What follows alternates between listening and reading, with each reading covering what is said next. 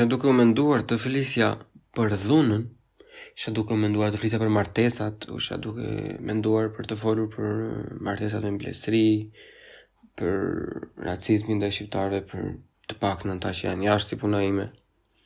Edhe u fokusova më shumë tek dhuna, edhe martesat, edhe po mendoja domethënë dhunë apo mblesëri. Pastaj nuk isha pse mendohesha fare. Ishte shumë e qartë. Dhunë me mblesëri, jo martesa, jo histori të bukura, jo më ashtu siç njiheshin prindrit tanë, ose disa nga prindrit tanë. Tani po i vrasin fëmijët me duart të tyre. Është e barazleshme nga të dyja anët.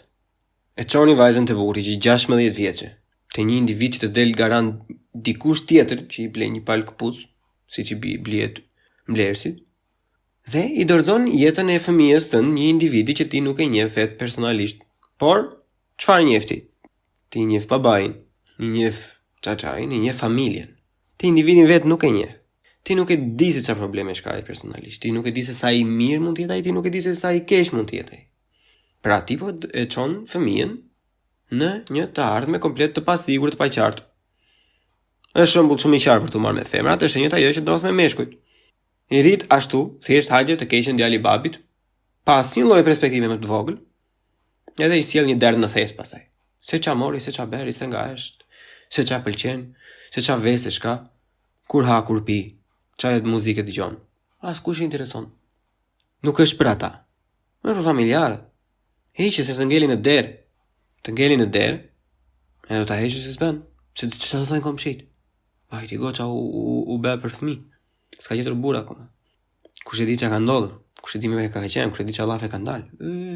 Pse do flasin njerëzit?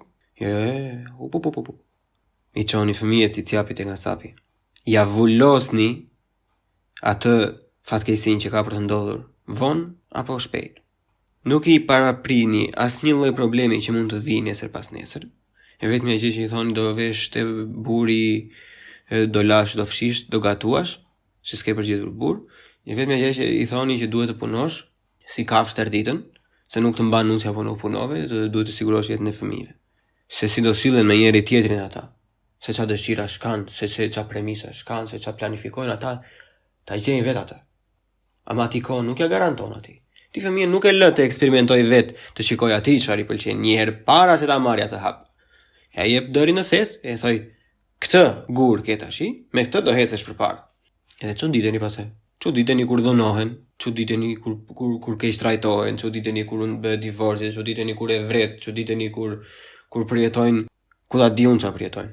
Nuk ka kufi ku mund të shkojë ajo. Normalisht që si ka mundësi që ndodhi. Ai ishte njëri i mirë, babain e ka të mirë, maman e ka të mirë, familje mirë, familje me emër. Ai mund të jetë më kerma. Ajo mund të jetë më kurva. Ku e di ti? Si more akoma në 2021 vazhdoni të dërgoni fëmijë drejt një dështimi të sigurt. Sa veta duhet të vriten derisa ti vësh vulën një herë e përgjithmonë, që ajo nuk është më zgjidhje. Edhe po flasim për zonat që janë urbanistike deri në një farë pjesë. Nuk po flasim për një fshat të thellë. Ata e kanë të nevojshme, atyre ja u bëv zoti mbar kur i thon.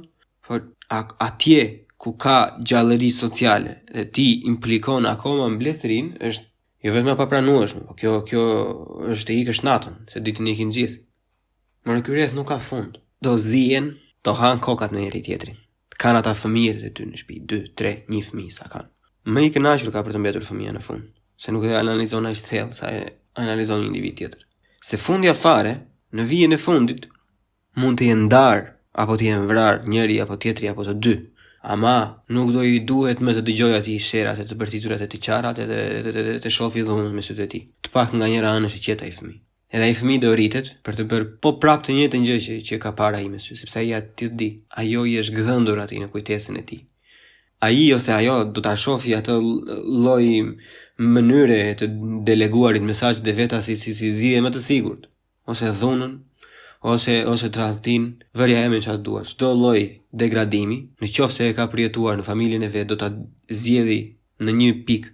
Mjafton të jenë të gjitha ndodhitë e tjera në atë grad dhe ai do ta përdori të njëjtën gjë, ose ajo. Një djalë që nuk është ndier asnjëri dashur nga familja, ose që nuk e ka marr kohën e duhur nga familja, do bëhet agresiv normalisht ose psikopat. Një vajzë që nuk është ndjerë asnjëherë e dashur nga familja, do të kërkojë dashuri diku tjetër, me karakteristikat që kanë femrat. Edhe në fund, duke kërkuar atë që kërkon çdo njeri, ajo do të përfundoj atje ku nuk do të përfundoj asnjëri. Po i vrisni akoma me duart tuaja. Lejojini fëmijët të gabojnë, lejojini fëmijët të eksperimentojnë sa më shumë të munden sa janë të vegjël.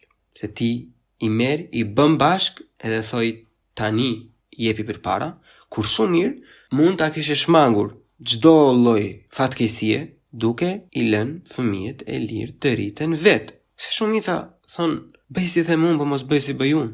Nuk ka vlerë fjala që mund t'i thuash ti fëmijës tënd, nëse ti nuk i zbaton ato me partnerin në shtëpi. Nuk mund të absorboj fëmija një këshill kur ti nuk dëgjon hallin. Pavarësisht ato hallet e idiote që mund të kenë fëmijët. Jo që më mori topin ai me bëri këtë.